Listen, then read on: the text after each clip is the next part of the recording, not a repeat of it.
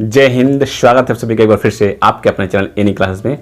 आज समझने की कोशिश करते हैं कि जो फॉर्मूला तैयार किया जा रहा है मार्क्स देने का आप लोगों का, तो मार्किंग सिस्टम इतना आसान नहीं है फॉर्मूला तैयार करना।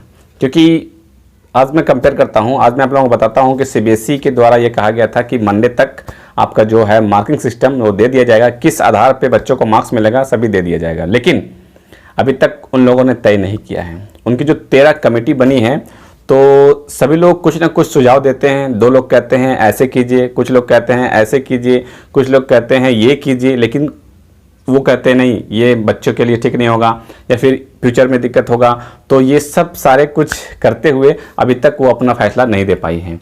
17 जून जो है सीबीएसई को लास्ट दिया गया है कि 17 जून तक आपको जो है फैसला दे देना है और जो रिजल्ट की प्रक्रिया है वो तैयार कर लेनी है।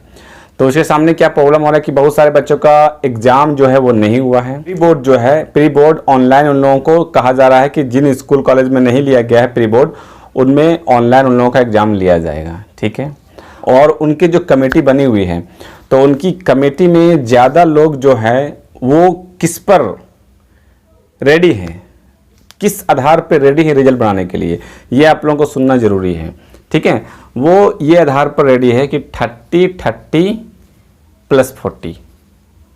अब 30 40 क्या है ना।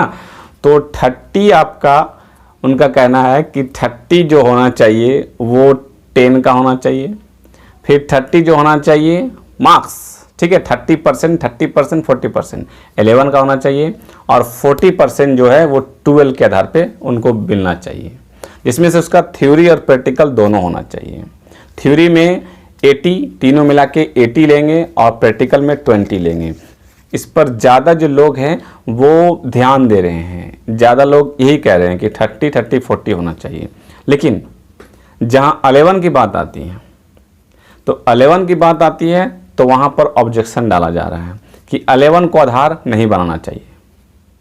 जिस तरह से झारखंड एकेडमिक काउंसिल 11 का आधार बना रही है कि 11 को देखकर हम 12 का मार्क्स देंगे, तो सीबीएसई में भी 11 का आधार बनाया जा रहा है। तो बहुत सारे जो उनके कमेटी में हैं या फिर उन जो प्रिंसिपल लोग से बात कर रहे हैं या फिर उनके जो कमेटी के लोग हैं वो 11 को आधार मानने को तैयार नहीं है कि 11 को आधार मत मानिए। क्योंकि 11 उनका भी यही कहना है, उनका भी क्या कहना है कि 11 में बच्चे उतना ध्यान से एग्ज़ाम नहीं देते हैं, उतने ध्यान से नहीं पढ़ते हैं। 11 की तुलना आप 12 से नहीं कर सकते हैं, इसलिए 11 को आधार नहीं मानना है।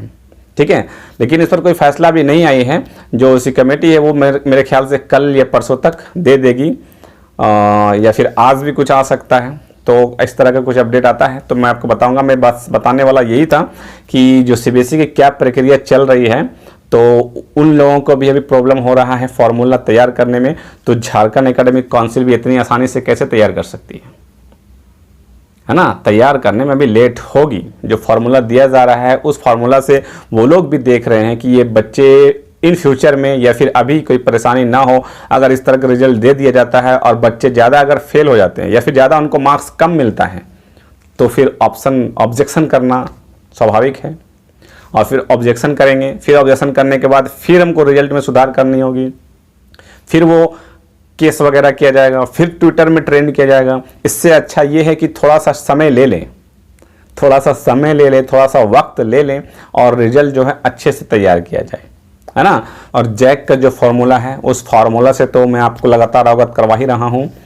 मीन्स जैक का जो फार्मूला था 9 और 11 का, तो हेमंत सोरेन जी ने उन पर कहा कि ये फार्मूला सही है, अब इस पर आप लोग भी अपना विचार दें। क्योंकि देखिए 9 का और 11 का हमारे मुख्यमंत्री जो है माननीय मुख्यमंत्री जी वो क्या हैं, अब सीबीएसई का जो फैसला लिए थे, कौन लिए थे? नरेंद्र मोदी जी लिए थे। तो नरेंद्र मोदी जी ने फिर फैसला क्या लिया कि एग्ज़ाम कैंसिल कर देना चाहिए।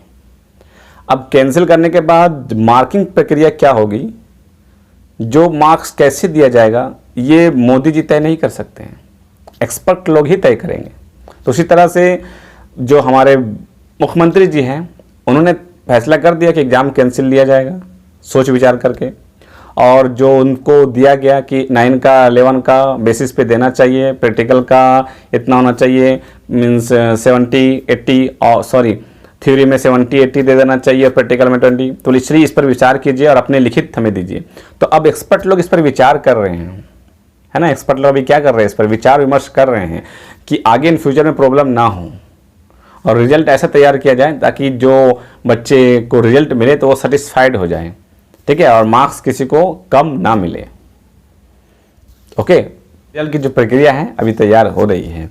अब इस पर क्या मीन्स गाइडलाइन आता है, कैसे रिजल्ट तैयार किया जाता है और किस आधार पर बनाया जाएगा। अभी तो आपका आधार जो है वो 9 11 का, और 11 का मैं आपको बता दिया कि CBSE भी रेडी नहीं है कि 11 का नहीं होना चाहिए। तो झारखंड एकेडमिक काउंसिल भी इस पर सोचेगी कि 11 का अगर आधार बनाते हैं तो पास तो हो जाएंगे बहुत सारे बच्चे, ऐसा नहीं है कि पास नहीं होंगे, पास हो जाएंगे, लेकिन मार्क्स जो है वो कम आ सकता है, मार्क्स जो है बहुत कम आ सकता है।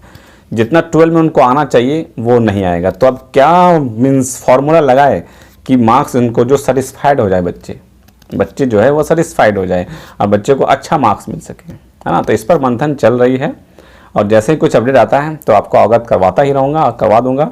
ये अपडेट आज का मैं ये आपको बताने वाला था कि जो CBSE भी है जो अभी लेट कर रही है, उनका भी लेट हो रहा है, तो जैक वाले का तो लेट होना स्वाभाविक है ताकि आगे आपको परेशानी ना हो, एक बार जो आए वो सटीक आ जाए, अच्छे से आ जाए, ठीक है।